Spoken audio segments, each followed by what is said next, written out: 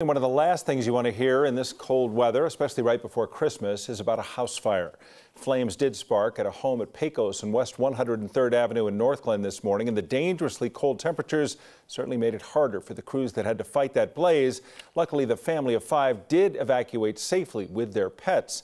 9 News reporter Courtney Yoon was there earlier today. Courtney, the firefighters certainly had many issues, like even their equipment freezing up. Yeah, Tom, they had a lot of that. Frozen valves, frozen water lines, even their respirators froze today while fighting this house fire. North Metro Fire Rescue says working in sub-zero temperatures is a lot tougher on crews, takes longer, and requires more people. It's been a horrible day for that family, losing everything. It's been a challenging day for us dealing with this bitter cold. Below zero temperatures make fighting a fire a lot more difficult. We had one fire truck that some of the valves froze up.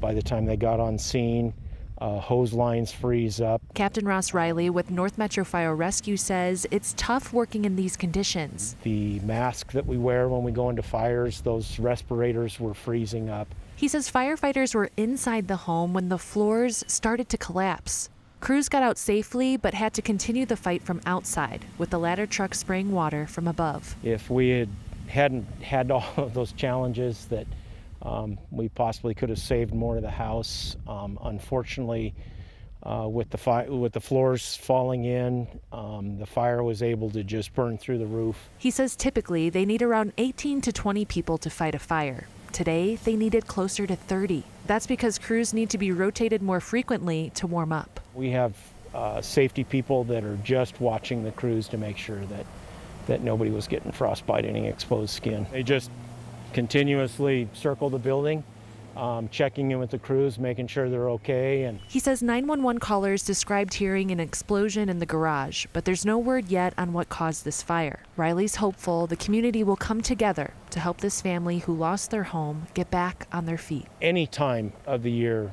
this happens to people and they lose everything, it is just so hard to recover from.